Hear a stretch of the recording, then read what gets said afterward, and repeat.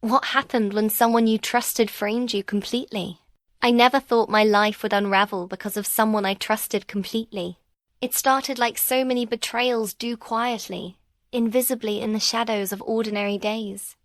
I didn't notice the shift, not at first. I was too busy being grateful.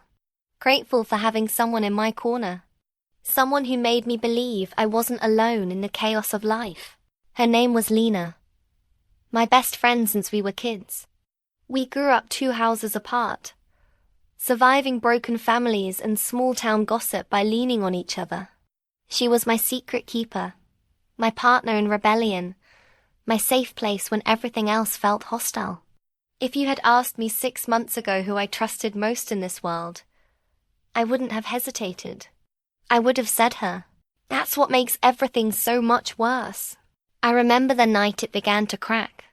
We were sitting in my kitchen, sharing a bottle of cheap wine, laughing about work and men, and the stupid things our neighbors did.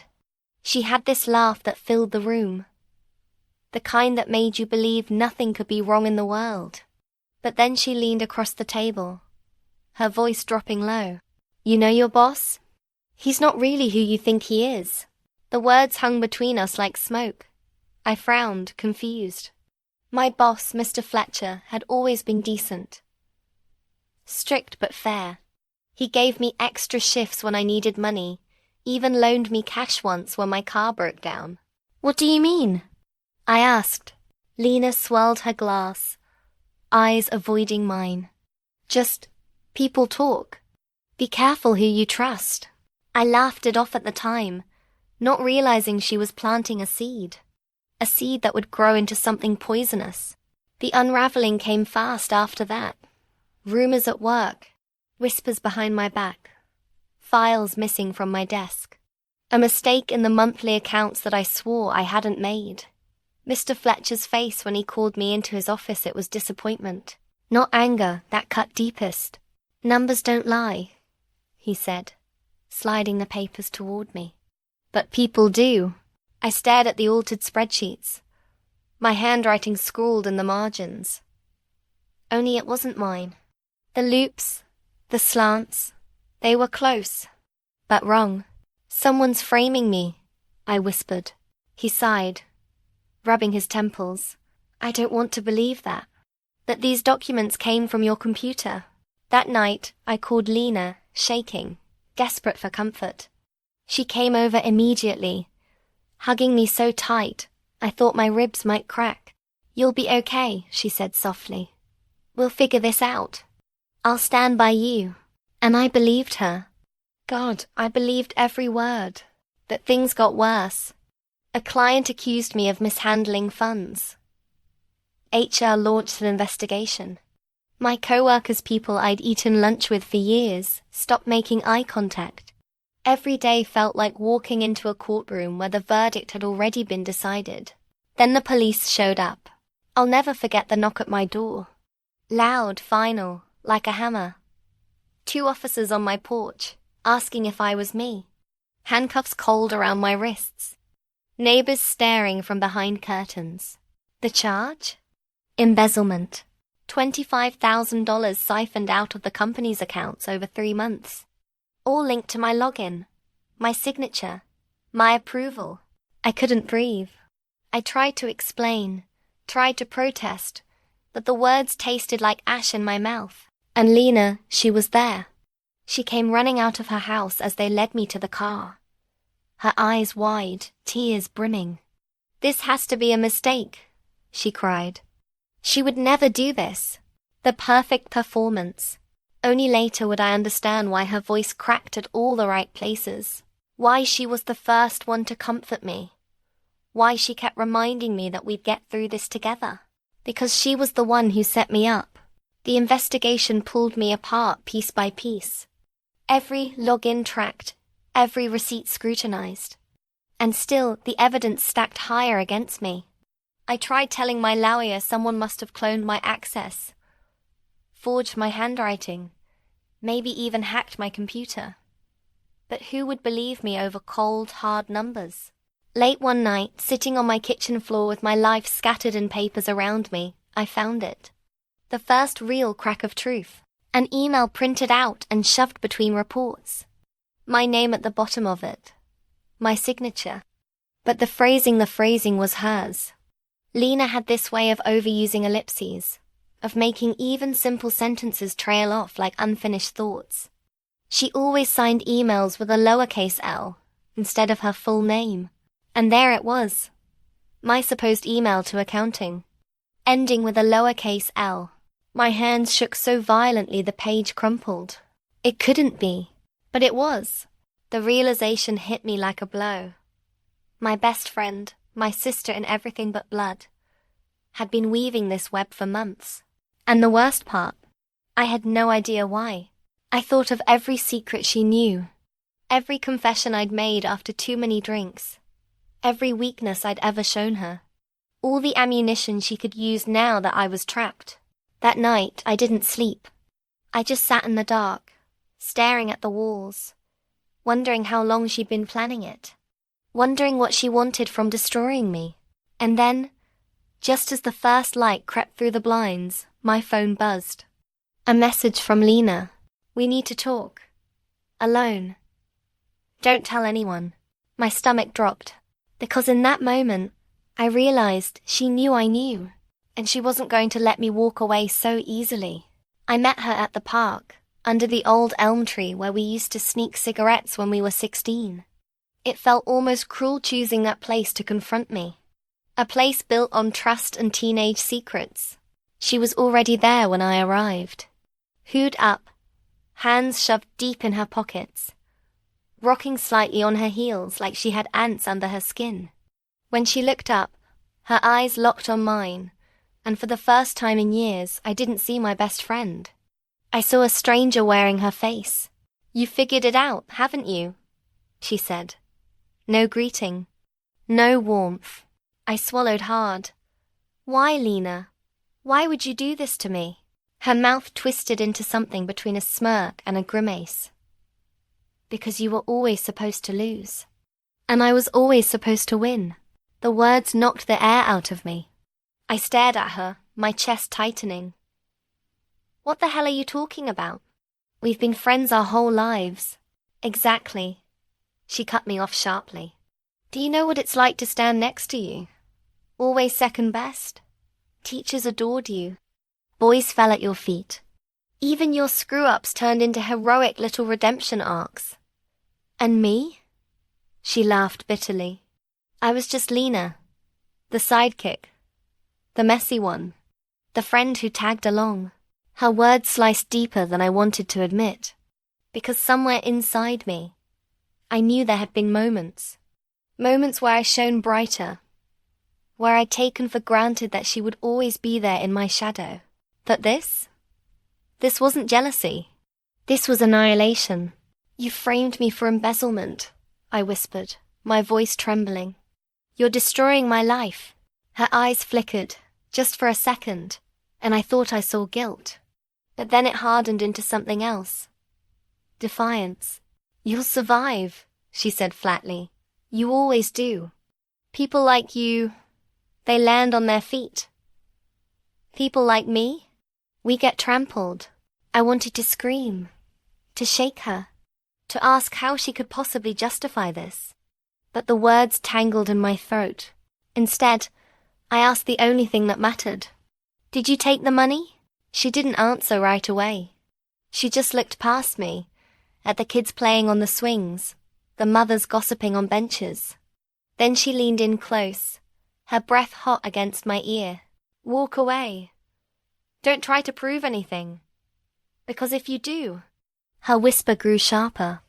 I'll make sure you lose everything else too. Not just your job, your family, your reputation. Everything. A shiver crawled down my spine. Because Lena didn't bluff. I stumbled back, shaking my head. You're insane. She smiled then. A soft, almost pitying smile. No, I'm just finally free. And with that, she turned and walked away, leaving me standing under the elm tree, with the sound of children's laughter ringing hollow in my ears. I should have gone straight to the police with what I knew. But how could I? It was my word against hers. She had already poisoned the ground with her lies, planted evidence, forged documents. If I came forward now, it would sound like desperation, like the guilty pointing fingers. That night, I tore my apartment apart looking for anything that could prove she was behind it. Old flash drives, receipts, scribbled notes from projects we'd worked on together. Hours passed in a frenzy, my fingers raw from rifling through drawers. And then I found it. Tucked into the back of my closet, inside an old shoebox, was a memory stick. Bright red, cheap plastic, one I hadn't used in years. I almost tossed it aside, but something told me to check. When I plugged it into my laptop, my blood turned to ice. Folders, dozens of them, each labeled with dates and cryptic initials. I clicked one at random and found a spreadsheet. The same kind of spreadsheet I'd been accused of altering at work. Only this one was raw-filled with half-finished edits. Scribbles in Lena's handwriting scanned and saved as if she'd been planning the forgeries step by step. I clicked another. An email draft addressed to accounting, written in her distinctive trailing style, but saved under my name. And another.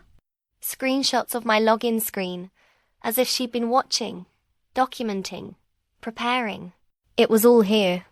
The entire setup. My hands shook so hard I almost dropped the laptop.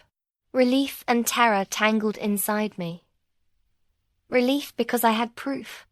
Terror because if I had it, it meant she'd left it there. On purpose. Why? A sharp knock at my door made me jump so violently I nearly screamed. My heart pounded as I froze, listening. Open up, it's the police. The words thundered through the thin walls, and I knew, without even looking through the peephole, that Lena had moved faster than me. My hand hovered over the shoebox. The memory stick burned hot in my palm, and in that instant, I had to decide hide it, or hand it over and pray they believed me. I didn't know it then, but whatever choice I made in the next 30 seconds would decide the course of my life. I froze with the flash drive clutched in my hand. My heart hammered so loud I swore the cops outside could hear it through the door. Police, open up. The knock came harder this time, rattling the frame. I shoved the memory stick into the shoebox, then slid the box beneath my couch with trembling hands. I didn't even have time to breathe before I opened the door. 2 officers stood there, stone-faced, their hands resting on their belts. One was Officer Daniels, someone I vaguely recognized from around town. The other I didn't know. Miss Harper? Daniels asked. I nodded, throat too tight to speak. We have a warrant to search your apartment. The words blurred in my head. A warrant. They were already inside before I could protest, moving with practiced precision. One officer began rifling through drawers, while the other scanned my shelves, my desk, my laptop. I stood there like a ghost in my own home, every nerve screaming at me to grab the shoebox and run. But my legs wouldn't move. Is there anything you'd like to tell us before we begin? Daniels asked, his eyes flicking toward me with something that looked almost tired. I didn't do this, I whispered. I'm being set up. He gave a slow blink, the kind you give when you've heard the same excuse 100 times. Then you've got nothing to worry about. But I did. God, I did. The other officer pulled open my desk drawer and held up a stack of papers. Here, more spreadsheets. I stepped forward. Those aren't mine. Daniels flipped through them quickly. His expression didn't change, but I saw the quiet confirmation in his eyes. To him this was enough. Another nail in the coffin. I thought about blurting out everything. About screaming Lena's name. About telling them the proof was right under the couch. But then I remembered the way she whispered at the park.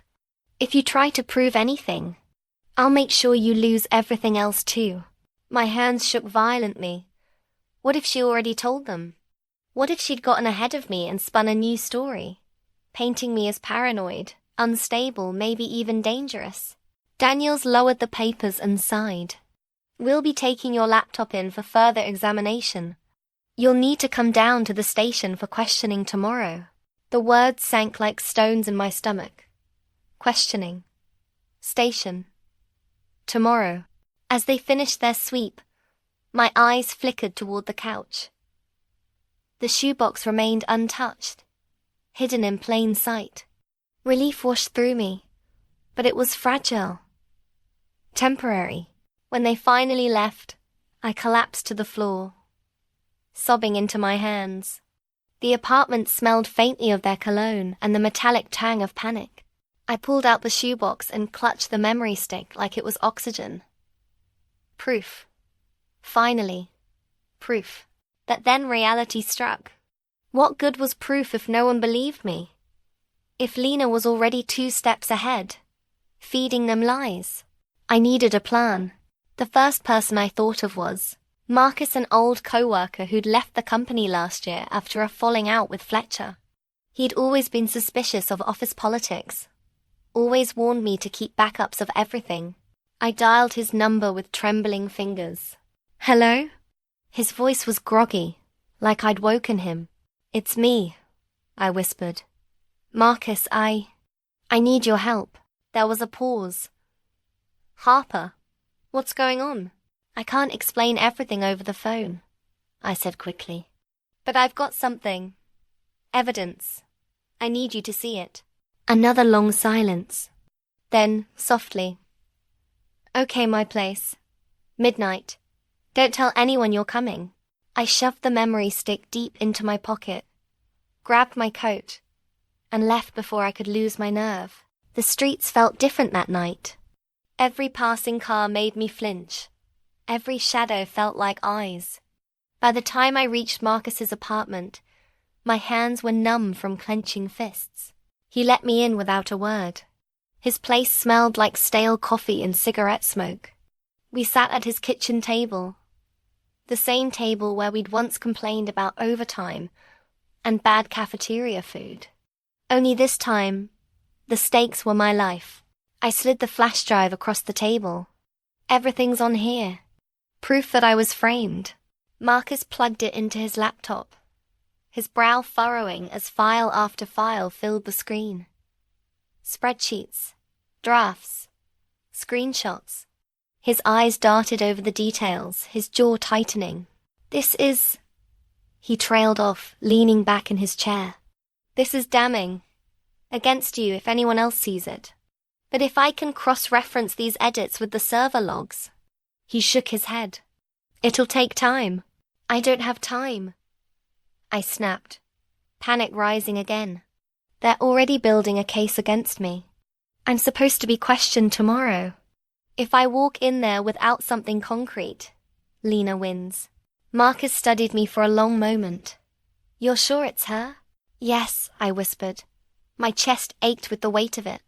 It has to be, he sighed, rubbing a hand over his face. Then we need more than this. We need her fingerprints, her digital trail, something that ties these files back to her computer. Not yours. My stomach dropped, because I knew what that meant. I'd have to go into her house. The thought made bile rise in my throat. Her house, the place we'd spent countless nights watching movies, crying over heartbreaks, laughing until we couldn't breathe. The place that was supposed to be safe. Now it felt like enemy territory. Marcus must have seen the fear in my eyes. If you want to clear your name, this is the only way. I nodded slowly, the weight of his words sinking in. That night, lying awake in Marcus's spare room, I stared at the ceiling and replayed Lena's warning in my head. Walk away. Don't try to prove anything. But I couldn't walk away anymore. If I did, she wouldn't just take my job. She'd take everything. So I made up my mind. I was going back into Lena's house. Breaking into your best friend's house isn't something you plan for. But by the time dawn broke, I was pacing Marcus's living room, already rehearsing every possible way it could go wrong. The fear wasn't just about getting caught. It was about walking into Lena's world, into the very place where she'd been pulling the strings that tore my life apart. Marcus sat at his computer, typing furiously, cross-checking the files on the flash drive. If we can get into her Wi-Fi, he muttered, We might be able to prove she accessed your accounts remotely. But that means getting close. Her router, her device is something. I chewed my lip until I tasted blood. She know. She see me, and he cut me off with a look. She already knows you're desperate. That's your cover. If she catches you there, you can play it off as begging for answers. But we need more than half-finished forgeries. We need her fingerprints all over this. My chest tightened. He was right. It was reckless, terrifying, but it was my only chance. That evening, I forced myself to walk the familiar path to Lena's house. Every step felt heavier, like the ground itself was warning me to turn back. Her house looked exactly the same as always. Blue shutters, potted plants by the door, porch light flickering faintly. Nothing about it screamed danger, yet every nerve in my body screamed at me to run. I raised my hand to knock, but the door creaked open before I touched it. She stood there. Lena, my betrayer. Her eyes widened slightly, then narrowed into something unreadable. Harper. I forced a shaky smile. I just need to talk. For a long moment she didn't move. Then she stepped aside, letting me in. The living room was warm, familiar, filled with the same scent of vanilla candles and fresh coffee I'd grown up with. It should have comforted me. Instead, it felt like stepping onto a stage where every prop had been arranged to manipulate me. She perched on the arm of the couch, studying me like a predator sizing up prey. You shouldn't be here. I sat across from her, hands clasped tight in my lap. Then tell me why, Lena. Why would you do this to me? She tilted her head, lips curling into a mocking smile. Still playing the victim. You know, that's always been your greatest skill. Making people pity you. My throat burned. You're destroying my life. And? She asked coldly. Maybe that's what it takes for people to finally see me. There it was. The truth, raw and ugly. I wanted to scream, to lunge across the room, but instead I forced my gaze to wander to the bookshelf behind her. The router glowing faintly in the corner, the laptop on the coffee table still open, her email screen visible for half a second before she snapped it shut. Proof. Right in front of me. I swallowed hard. You think this will make you happy? Ruining me? Her eyes glittered. It already has. I stood slowly, pretending to leave, heart pounding as I let my gaze linger just a moment too long on the laptop. Her eyes followed me, suspicious, calculating. I'll see you around, I whispered, moving toward the door. But just as I reached it, she spoke again, her voice softer, almost gentle. You don't get it, do you? This isn't just about you. It's about balance. About finally taking what I'm owed. Her words lodged in my chest like shards of glass. I left before I shattered completely. Back at Marcus's, I collapsed into a chair, trembling. Her laptop's full of it. I know it. I couldn't. Marcus leaned forward, his jaw tight. Then we make a move. Tonight. My stomach dropped. Break in? He nodded grimly. While she's asleep. In and out. We just need her hard drive. The thought made bile rise in my throat. Breaking into Lena's house wasn't just dangerous. It was crossing a line we could never come back from. But then I remembered the police searching my apartment. Mr. Fletcher's disappointed face. The cuffs around my wrists. And I realized something terrifying. Lena had already burned every bridge behind me. There was no going back. That night, under the cover of darkness, Marcus and I drove to Lena's house. We parked 2 streets away, hearts pounding in sync with the ticking clock on the dashboard. The house loomed ahead, dark and silent, except for the faint glow of her bedroom window. Marcus pressed a crowbar into my hand. Just in case. I wanted to throw up. We crept through the backyard, the grass crunching faintly beneath our shoes. Every shadow felt alive, every sound too loud. Marcus knelt by the back door, working quickly with tools I didn't want to know he owned. The lock clicked open, and the door swung inward with a whisper. We slipped inside.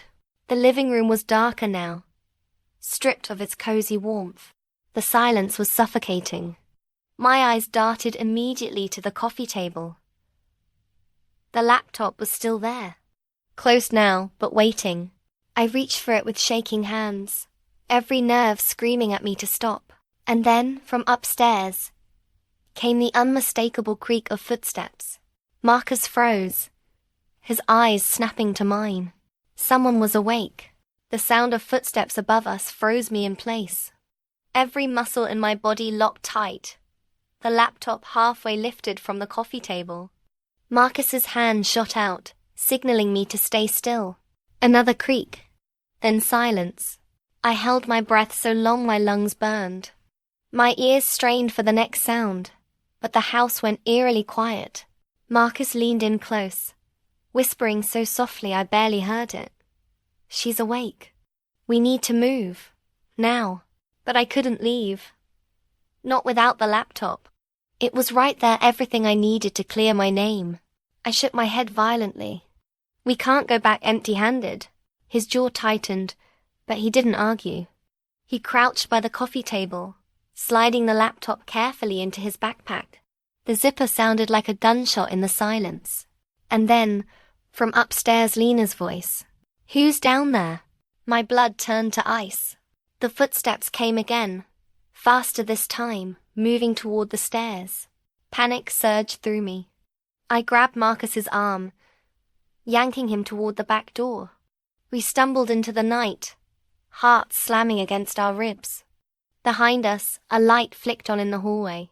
We sprinted through the yard, crashing through bushes, not caring about the noise anymore. By the time we reached the car, sweat drenched my back, and my hands shook so badly I could barely open the door. Marcus slammed the laptop onto his passenger seat, and we peeled out of the neighborhood, tires squealing. Neither of us spoke for a long time. The only sound was the rush of air through the open windows, cooling the panic sweat that clung to my skin. Finally, Marcus broke the silence. "You realize what we just did could get us arrested." I let out a hysterical laugh. "Arrested?" "Marcus, I'm already halfway there. At least this time it's for something I actually did." We pulled into his apartment complex, parking in the back where the cameras didn't reach. Marcus carried the laptop inside like it was a live bomb. Once we were in, he set it on the table and powered it up. The screen glowed, bathing the room in blue light. My chest tightened. This was it. The truth. Except it wasn't that easy. A password prompt appeared. "Of course," Marcus muttered, rubbing his temples. I stared at the screen, panic rising again. We don't know her password. But then a thought struck me. Lena had always been predictable in small, stupid ways. Birthdays, favorite bands, inside jokes, she'd used them all as passwords before. "Try Elm_tree93, I whispered. Marcus raised a brow but typed it in. The screen flickered, then unlocked. I nearly collapsed with relief. Her desktop was chaos. Dozens of files, folders with cryptic names, screenshots scattered everywhere. Marcus dove in, searching systematically. I hovered behind him, my stomach twisting with every click. Then he stopped. "Harper, you need to see this." I leaned over his shoulder. On the screen was a folder titled Project. Inside, subfolders labeled with my name, each one filled with documents, screenshots, fake emails, forged signatures. She'd catalogued everything, every step of framing me, my vision blurred with tears. She planned this, all of it, but Marcus wasn't looking at me. He was staring at another file of video. He clicked play before I could stop him. The screen filled with Lena's face. She sat in her room, staring directly into the camera, her expression calm, almost serene. "This is for when Harper finally figures it out," she said. Her voice was steady, chillingly deliberate. By the time you're watching this, you'll already know the truth. But it won't matter, because I've built the story so carefully, so perfectly, that no one will ever believe you. Everyone will believe me. And you'll just look desperate, crazy. She leaned closer to the camera, her smile sharp and cruel. Welcome to the game, Harper. I hope you enjoy losing. The video ended, leaving us in silence. My knees buckled and I grabbed the edge of the table to keep from collapsing. Marcus cursed under his breath, running a hand through his hair. She's not just framing you, she's documenting it. Like some kind of sick trophy. I couldn't stop shaking. She knew I'd find this. She wanted me to. My phone buzzed suddenly, making me jump. I pulled it out with trembling hands. A text from an unknown number lit up the screen. Nice try. My blood ran cold. She knows, I whispered. She knows we were in her house. Marcus's face paled. Then she's coming for us. The room spun around me, the walls closing in. The laptop hummed softly on the table, glowing with proof of my innocence and evidence of Lena's cruelty. But if she already knew we had it, then I wasn't holding a weapon. I was holding a target. I couldn't stop staring at the glowing laptop screen, at the digital evidence that was supposed to be my salvation. But Lena's text kept echoing in my head. Nice try. It didn't feel like victory. It felt like a countdown. Marcus locked the apartment door, sliding the chain across with shaking hands. We need to make copies. Back everything up before she finds a way to wipe it. I nodded numbly, clutching my phone like it might explode. My mind spun in jagged circles. How had she known so fast? Cameras? A neighbor? Or worse, had she planned for us to take the laptop? Marcus worked furiously, plugging in an external drive, dragging folders across the screen. If we can get this into the right hands, your lawyer, the police don't believe me. I cut him off, my voice cracking. You saw their faces. They've already decided I'm guilty. He paused, looking at me with something like pity. Then we need someone higher. Someone who can't just brush this off. The idea barely registered before headlights swept across the apartment window. My stomach dropped. We froze, listening. The sound of an engine idled outside. Then the unmistakable slam of a car door. Marcus, I whispered, his face drained of color. Stay here. He crept to the window, peeling back the curtain just enough to peek through. His eyes widened. It's her, he breathed. My heart stuttered. She came here? The knock on the door was soft, almost polite. Marcus, her voice sang out, syrupy sweet. I know you've got something that doesn't belong to you. I slapped a hand over my mouth to keep from gasping. Another knock, harder this time. Open up before I let myself in. Marcus swore under his breath, unplugging the laptop and shoving it into his backpack. We have to go. Now. I grabbed my coat with shaking hands. But before we could move, the doorknob rattled violently. I'm not playing games, Marcus. Her voice sharpened, dripping with venom. You have no idea what you're getting yourself into. The chain on the door rattled, metal straining under the force. Marcus grabbed my arm, pulling me toward the fire escape. We scrambled out into the cold night, the backpack thudding against his side. Behind us, wood splintered as the front door gave way. We climbed down the rickety ladder, every creak of metal sounding like a scream. My lungs burned, my legs trembling so badly I nearly slipped. By the time our feet hit the ground, headlights swept across us again. Another car. Lena's car. She was already out of it, standing in the glow of the streetlight, her smile chilling in its calmness. You really shouldn't have done that, she said softly. I felt Marcus tense beside me, his grip tightening on the backpack strap. Stay behind me. But Lena didn't move closer. She just tilted her head, studying me with an almost loving expression. You think you've won because you stole a few files.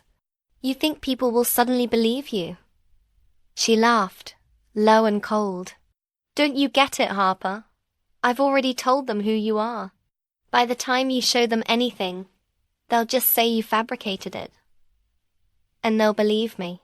They always believe me. Her words sliced deeper than knives because I knew she wasn't wrong. Marcus raised his voice, steady and firm. We've got enough to bury you, Lena. Walk away before it gets worse. She turned her gaze to him, and her smile faded. For the first time, her mask cracked. You have no idea what worse looks like, she hissed. Then, without another word, she slipped back into her car. The engine roared, tires screeching as she sped off into the night. I sagged against the wall, shaking so hard I could barely stand. Marcus slung the backpack over his shoulder. She's scared. That's why she came here. She knows this laptop could destroy her, but fear twisted in my gut. Because I wasn't sure she was scared at all. No, Lena wasn't running. She was regrouping. And whatever came next, it would be bigger. I could feel it. The next 48 hours blurred into survival. Marcus barely left his desk, pulling data from Lena's laptop, cross-referencing server logs, digging into deleted files she'd tried to hide. I barely slept. Every knock on the wall, every car engine outside made my pulse spike like a gunshot. On the second night, he finally leaned back, rubbing his bloodshot eyes. Harper, I've got something big. I rushed to his side. On the screen, a trail of emails stretched like breadcrumbs messages Lena had sent from my spoofed account, but with headers she'd forgotten to scrub. They routed back to her IP address. Proof. She slipped, Marcus said with a tired grin. This is enough to raise hell in court. Relief swelled in my chest until my phone buzzed again. Unknown number. This time, it wasn't just 2 words. It was a photo of Marcus's apartment building, taken from outside. Tonight. My stomach dropped. She's watching us, I whispered. Marcus grabbed the phone, swore under his breath, then yanked the blinds shut. We need to go public with this. Now, before she gets another move in. But my body wouldn't stop shaking. The photo wasn't a threat, it was a promise. She wanted me to know she could reach me anywhere. The next morning, we drove to my lawyer's office. The laptop and backup drive tucked in Marcus's bag. We didn't even make it through the door, because standing there in the lobby, chatting casually with the receptionist like she owned the place, was Lena. She turned as we walked in, her smile sweet as sugar. Harper, what a surprise! And Marcus too. How lovely. The receptionist looked between us, oblivious to the current running under the words. You all know each other? Oh, of course, Lena said brightly. We've been friends for years. I felt my lawyer's hand on my arm, guiding me toward his office. But Lena's voice followed like a knife. Careful what you bring in there, she called out. Wouldn't want to dig your hole any deeper. Marcus's jaw clenched so tight, I thought he might break his teeth. Inside the office, he slammed the laptop onto the desk. She's taunting us now. She knows exactly what we've got. My lawyer opened the files, his brows furrowing as he scanned the evidence. This is strong, he admitted. But we'll need to establish chain of custody. Right now it looks like stolen property. My chest tightened. So even with proof, it's still my word against hers. Not if we get a judge to subpoena her devices, Marcus snapped. We've got her trail. That'll force the issue. But before we could plan further, the receptionist knocked and poked her head in. Sorry to interrupt, but Miss Lena left a package for you. Every muscle in my body locked. It was a simple envelope, thick and sealed with tape. My lawyer opened it cautiously, laying the contents on the desk. Inside were photos. Dozens of them. Me, in compromising angles. At parties years ago. Crying after a fight with an ex. Sleeping on the couch at Marcus's. Cropped, edited, arranged to tell a story that wasn't real. At the bottom of the stack was a typed note. For every piece of evidence you show, I'll show 10. People already know who to believe. Choose wisely. I couldn't breathe. My vision swam. Marcus cursed, pacing the office. She's got dirt on you. Real or fake, it doesn't matter, she's built her arsenal. My lawyer stacked the photos neatly, his face grim. This is character assassination. She's preparing for war. And that's when it hit me. Lena wasn't just trying to frame me. She was trying to erase me. To burn my name, my reputation, my entire existence down to ashes until nothing was left but her version of the story. My hands curled into fists. Then we don't play defense anymore. We go after her. Hard. Marcus looked at me sharply. You sure? Once we start, there's no turning back. I met his eyes. Steady now. The fear slowly burning into rage. She wanted a gain. Fine, but I'm not playing to survive anymore. The words felt like steel on my tongue. I'm playing to win. The shift inside me was sharp, almost frightening. For weeks, I'd been stumbling in panic, reacting to Lena's every move. But now I could feel something else stirring anger, cold and focused. Marcus saw it too. He leaned across the table, lowering his voice. Then we stopped waiting for her to strike. We hit first. My lawyer looked between us, cautious.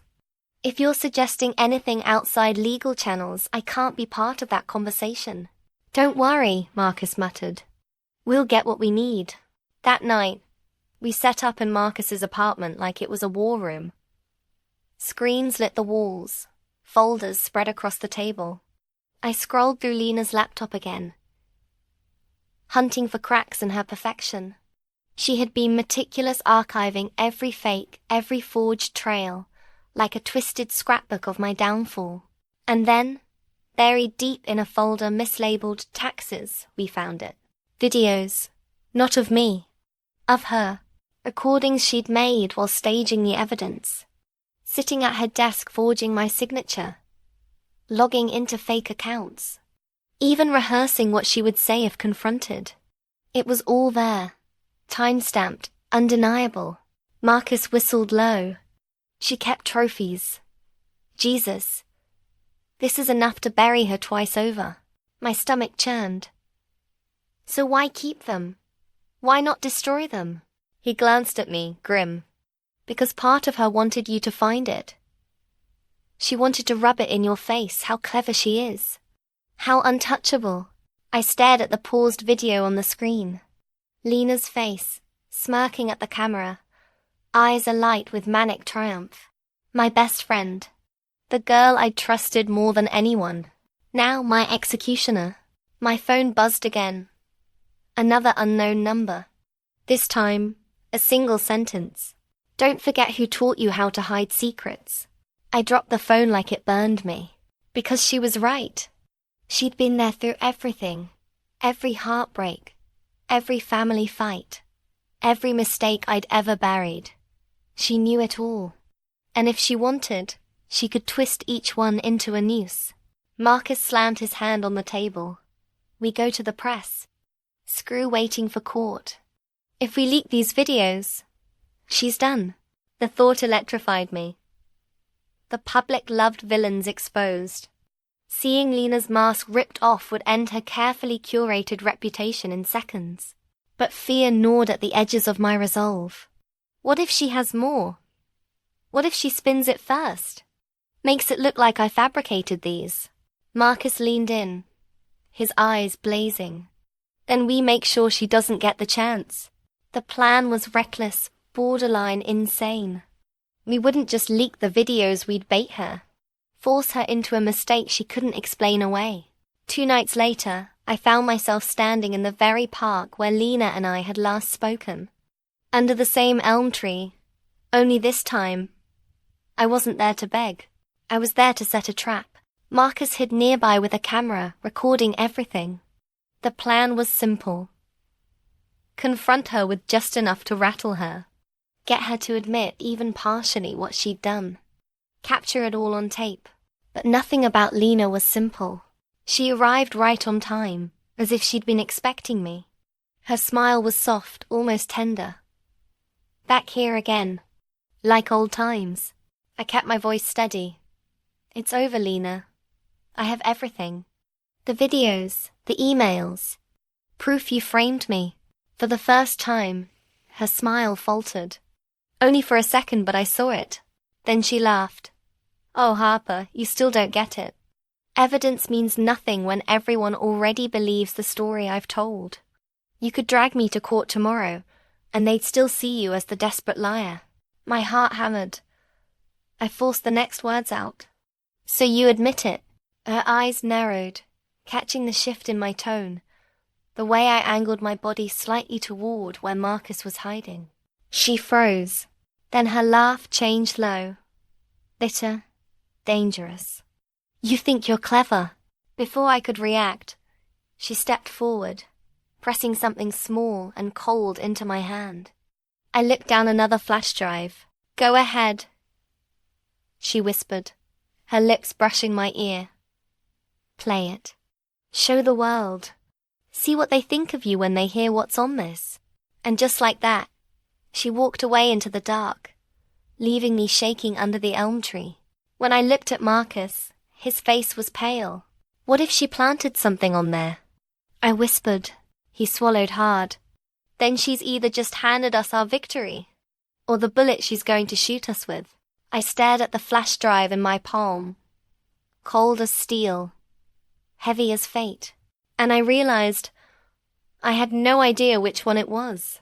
Back at Marcus's apartment, we stared at the flash drive like it was a live grenade. Neither of us wanted to be the one to plug it in first. Finally, Marcus exhaled and slid it into his laptop. If she's bluffing, we'll know in seconds. The screen flickered to life, revealing a single folder. Inside, a dozen video files. He clicked the first one. It was me. Or rather, it looked like me. On screen, I sat at a desk, typing frantically, spreadsheets open in the background. My voice filled the room, but it wasn't mine. It was an AI clone, uncanny and unsettling, confessing to stealing money from the company. I had to do it, the fake me said, eyes darting toward the camera. I was desperate. I didn't think anyone would notice. My stomach dropped so violently I nearly collapsed. She hadn't just forged emails and signatures. She'd created deepfakes. Every file was the same me on camera, admitting to crimes I never committed. Crying, begging, rationalizing. Oh my God, I whispered, clutching my chest. She's manufacturing confessions. Marcus's face went pale. If she leaks these, you're finished. Doesn't matter how fake they are, the jury, the press, your friends. They'll all believe it. I shook my head violently, tears burning my eyes. No, there has to be a way to prove they're fake. Sure, Marcus muttered, his voice low. But by the time we do, the damage will already be done. I couldn't breathe. My best friend, no, my enemy wasn't just trying to frame me. She was rewriting me, erasing me. The next days were a blur of dread. Lena stayed quiet, too quiet, and that silence was worse than her taunts. Every time my phone buzzed, I jumped. Every time someone knocked on the door, I thought it was her coming to finish the job. Then came the news. A reporter showed up at my apartment, microphone in hand, a cameraman hovering behind her. Miss Harper, do you have any comment about the leaked videos? The world tilted beneath my feet. Leaked? She nodded briskly. Multiple recordings of you admitting to embezzlement are circulating online. They've gone viral. Your employer has already issued a statement suspending you without pay pending investigation. Do you have anything to say in your defense? Her words blurred, but the images didn't. I pulled out my phone, searching frantically. And there they were, my face plastered across headlines, my confessions playing on loop, strangers commenting on how guilty I looked. I slammed the door in the reporter's face and collapsed to the floor, shaking uncontrollably. Marcus tried to steady me, but even his hands trembled. She moved faster than we thought. She's poisoned the narrative before we even got a chance. And then the worst blow came. My mother called. Her voice cracked through the receiver, fragile and broken. Tell me it isn't true. Tears blurred my vision. Mom, please, it's fake. Lena's framing me, but she cut me off. Lena came by yesterday. She showed me the videos. She said she was worried about you, that you wouldn't admit it. I didn't want to believe it, but... Her voice broke. It looks so real. My own mother. The betrayal hit harder than the cuffs. Harder than the police searches. Harder than everything. She got to her, I whispered after hanging up. She's turning everyone I love against me. Marcus slammed his fist on the table. Then we turn this around. We go nuclear. We dump her videos. The ones where she forges your signature.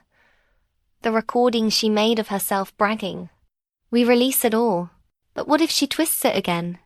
I asked weakly.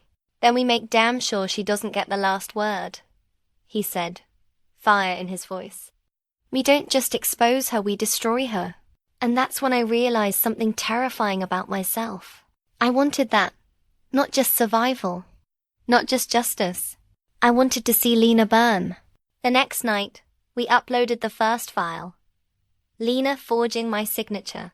Her voice calm as she explained her process to the camera. Within hours, it spread. By morning, it was everywhere. Headlines flipped. Comment sections exploded. Doubt cracked open like a fault line. For the first time, people were questioning her story. But Lena wasn't silent for long. That afternoon, she posted a video of her own. Tears streaking her face, her voice shaking as she claimed Marcus and I had broken into her home, stolen her private files and edited them to frame her. She needs help, Lena sobbed on camera. I tried to be there for her. I tried to protect her, but she's sick. And now she's trying to drag me down with her. My phone lit up with messages. Some supportive. Most not. You're crazy. Leave Lena alone. We always knew something was off about you. The war wasn't over. It was just beginning. And I knew, deep in my bones, there was only one way this would end. One of us had to be destroyed. The war consumed everything. Days blurred into nights spent battling Lena's lies online. My face plastered across every headline, every gossip forum, every feed. Strangers debated my sanity while my friends, what few I had left, vanished one by one. Marcus and I doubled down, releasing more of her recordings piece by piece. Each one was a nail in her coffin, but she always countered, always one step ahead. For every clip of her forging files, she had another deepfake of me confessing. For every shred of proof we offered, she drowned it in noise. It wasn't about truth anymore. It was about who could shout louder. And she was winning. Until the mistake. It came on a Tuesday morning. A live stream she held on social media, sobbing, shaking, begging people to believe the real her. She rambled, unhinged, spitting venom between the tears. And then she slipped. She said my name the wrong way. No one else would have noticed. But I did. Because when we were 13, I'd confessed to her how much I hated the nickname my father used for me. Harp. Only she knew. Only she used it when she wanted to cut me down in private. And in her live stream, through her sobs, she said it. Harp's doing this to me. The comments lit up instantly. Who was Harp? Why call me that if she was the victim? People dug deeper. Screenshots resurfaced. Old posts, inconsistencies, cracks in her perfect narrative. For the first time, her mask began to crumble. I struck while the fire spread. We dropped the motherlode, the folder labeled project. Every fake, every forgery, every timestamp that tied back to her. The video of her bragging about building the perfect story. The internet turned. Slowly, then violently. Headlines flipped again. Hero friend or hidden villain became the mastermind next door. My lawyer called, his voice shaking with adrenaline. We've got her, Harper. This is enough to bury her in court. And maybe it should have ended there. Maybe justice in a courtroom would have been enough. But Lena didn't go quietly. She showed up at my apartment that night. No tears, no fake smiles.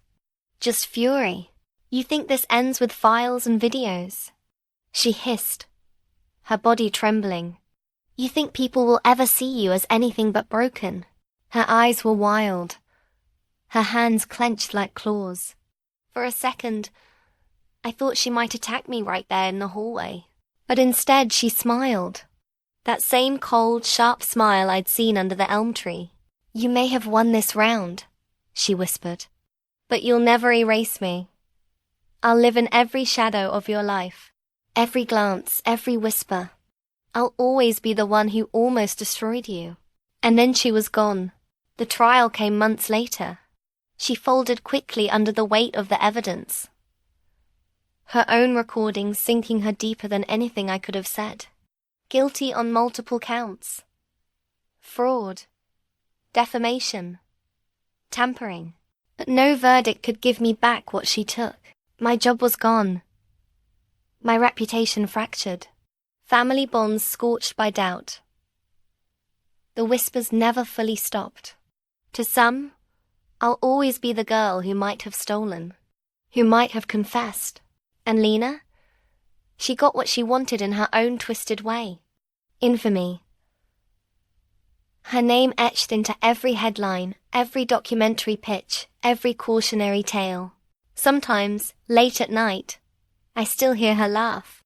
The one that filled my kitchen once, before all of this. The laugh of the person I thought would never hurt me. But she did. And that was the day I learned the most brutal truth of all. The people you trust most don't just break you when they betray you. They remake you into someone you don't recognize, into someone who survives, into someone who never trusts the same way again. That was the day I stopped being who I was. That was the day I became someone else.